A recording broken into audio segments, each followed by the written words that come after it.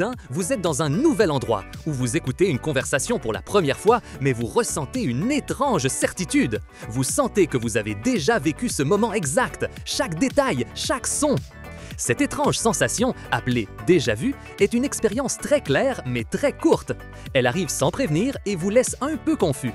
Le mot « déjà-vu » signifie « déjà vu » en français, et c'est comme si votre propre cerveau vous disait « Cela s'est déjà produit, je le sais ».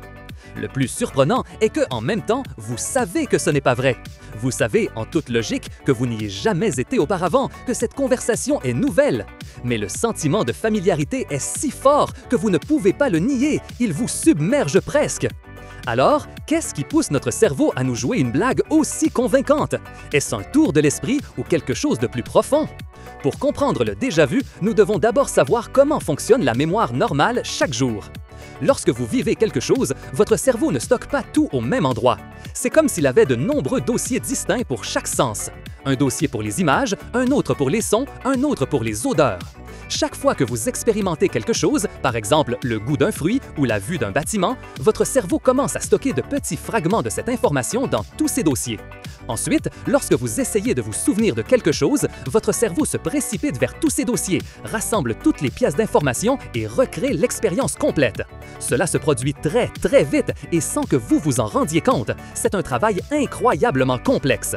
Mais que se passe-t-il si l'une de ces pièces se désorganise, se perd un instant ou arrive en retard au rendez-vous? C'est là que le déjà-vu pourrait apparaître. L'une des idées les plus claires est que votre cerveau reçoit la même information 2 fois, mais avec un très petit laps de temps entre l'une et l'autre. Imaginez que vous regardez un film sur votre téléviseur. Soudain, l'image se dédouble pendant une milliseconde, comme un petit écho visuel. Votre cerveau capte la première image, puis, presque instantanément, il capte la deuxième image qui est exactement la même. La deuxième fois qu'il reçoit cette même information, votre cerveau l'interprète comme quelque chose qu'il avait déjà vu, un souvenir. C'est comme si la première fois ne compterait pas comme nouvelle parce que la deuxième est arrivée si vite qu'elle a semblé répétée. C'est un simple décalage temporel, mais très puissant. Une autre explication est liée à la façon dont votre cerveau recherche des souvenirs dans ses grandes archives. Parfois, votre cerveau voit quelque chose de nouveau que, dans son ensemble, vous ne connaissez pas, mais qui contient de nombreux détails qui ressemblent à des choses que vous aviez déjà stockées dans votre mémoire, même si vous ne savez pas lesquelles. Pensez à une librairie. Vous y entrez pour la première fois. Vous n'y avez jamais été. Mais vous remarquez que la forme des étagères ressemble beaucoup à celle d'une autre librairie que vous connaissez. La couleur du comptoir vous rappelle un magasin de disques. Et l'odeur de vieux livres est identique à celle de la bibliothèque de ton école. Aucun souvenir complet de cette librairie n'existe pas, mais ton cerveau, en assemblant tant de petites similitudes, active un système d'alarme qui dit « familier ». Au lieu de le comprendre comme ayant des éléments qui me sont familiers, ton cerveau te donne la sensation complète de l'avoir déjà vécu. C'est comme si ton cerveau ouvrait un tiroir de souvenirs, trouvait des choses similaires et, au lieu d'organiser, se confondait et étiquetait le moment présent comme ancien. Certains scientifiques pensent que le déjà-vu peut être un petit dysfonctionnement, comme un court-circuit inoffensif à l'intérieur du cerveau lui-même. Ce dysfonctionnement se produit dans une partie du cerveau appelée le lobe temporal. Cette partie est très importante car c'est là que sont traités les nouveaux souvenirs et où naissent beaucoup de nos émotions. Ce n'est pas une maladie, pas du tout. C'est juste un petit désordre dans la façon dont les cellules du cerveau communiquent à un moment précis. C'est comme si l'information qui entre dans ton cerveau mettait un peu plus de temps que la normale à atteindre la partie qui est chargée de confirmer si quelque chose est nouveau ou ancien. Lorsque cette information arrive finalement, cette partie du cerveau la reçoit, mais elle a déjà été traitée par une autre section. Alors, ton cerveau sent que cette information est ancienne parce qu'elle est déjà passée par une première étape, même si en réalité, elle se produit en ce moment même. C'est une erreur de temps très particulière.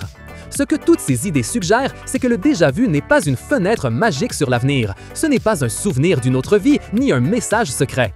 C'est un signe clair que ton cerveau est incroyablement complexe et actif. C'est une machine qui ne cesse d'essayer de donner un sens à tout ce qui t'entoure à chaque instant. Cette sensation si réelle, cette certitude de l'avoir déjà vécu, se produit parce que les mêmes parties du cerveau qui s'activent avec un souvenir vrai et ancien s'activent aussi fortement pendant le déjà-vu. La grande différence est que dans le déjà-vu, cette information ne vient pas d'un vrai souvenir du passé, mais qu'elle est le résultat d'une petite erreur ou d'une curieuse confusion dans la manière dont l'information est gérée au moment présent. Ton cerveau travaille et parfois, il se trompe de manière fascinante. Alors, la prochaine fois que cette sensation si particulière de déjà-vu t'envahira, rappelle-toi que ton cerveau ne te montre pas l'avenir ni un événement d'une autre dimension. Il est simplement en train de réorganiser des pièces en essayant de relier les points le plus rapidement possible ou peut-être en expérimentant un petit, inoffensif retard dans son système de traitement. C'est une preuve étonnante de la façon dont la machine la plus complexe que nous connaissions dans l'univers, notre propre cerveau, commet parfois de petites erreurs qui nous font ressentir quelque chose de vraiment unique et surprenant. Si cette explication vous a fait mieux comprendre le déjà-vu et vous a donné envie d'en savoir plus, abonnez-vous à Explorando. Mettez un j'aime à cette vidéo, laissez-nous un commentaire avec vos expériences ou questions et partagez-la avec plus d'explorateurs pour que tout s'apprenne.